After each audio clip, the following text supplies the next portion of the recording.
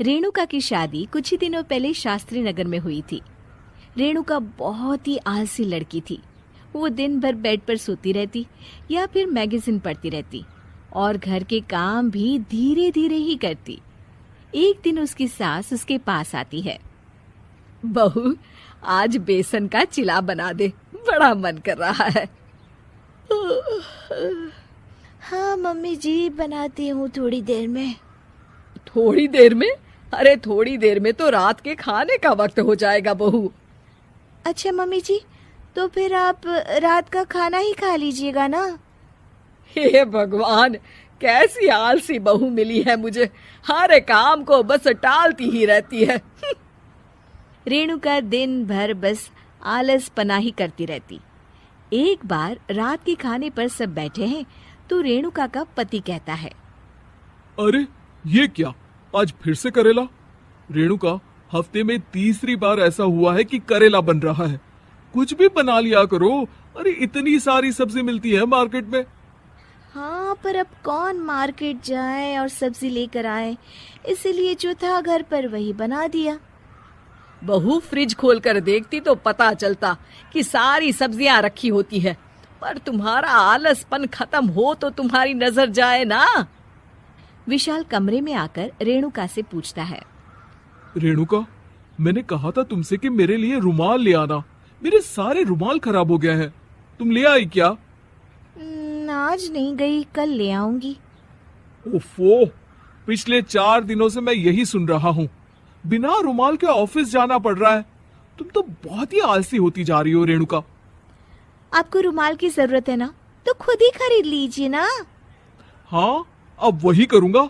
तुम्हारे भरोसे बैठा रहा तो कुछ नहीं होगा।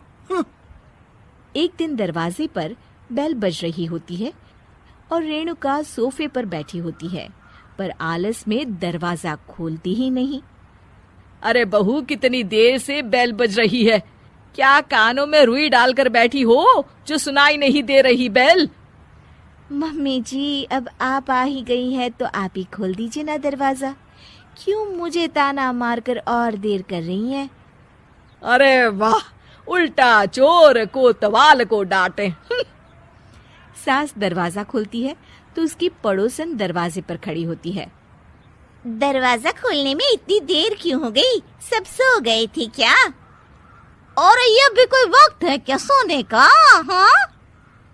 अरे नहीं नहीं, ऐसी कोई बात नहीं है। आइए आइए, आप लोग अंदर आइए। ओफो, इन सबको भी अभी आना था। अब मम्मी जी लगा देंगी मेरी ड्यूटी किचन में। बहू पकोड़े तल दे, बहू चाय बना दे। अरे बहू, सो गई क्या? कब से आवाज दे रही हूँ, जा चाय बना कर लिया। हाँ मम्मी जी, अभी जाती हूँ थोड़ी देर में। सास रेणुका को आंख दिखाती है। मतलब थोड़ी ही देर लगेगी चाय बनाने में, अभी ले आती हूँ, बस झटपट। रेणुका रसोई में जाती है और इसी आलसीपन में वो चीनी की जगह नमक डाल देती है। जैसे ही सब चाय का घूंट भरते हैं, चाय थूक देते हैं। थू थू थू थू, ये कैसी चाय बनाई है तूने रेणुका? इसमें तो सारा नमक भरा है। हाँ, और ये पकोड़े, इसमें इतनी मिर्च है कि मेरी तो हालत ही खराब हो गई खाकर। और रेणु जी, आपकी खातिरदारी में पहले तो कभी कोई कमी नहीं रहती थी, पर जब से आपकी ये बहू आई है ना, मामला कुछ गड़बड़ा सा गया है। हाँ हाँ, जहाँ आप इतनी एक्टिव हैं, वहीं आपकी बहू एकदम आलसी, एकदम राम मिलाई जोड़ी लगती है।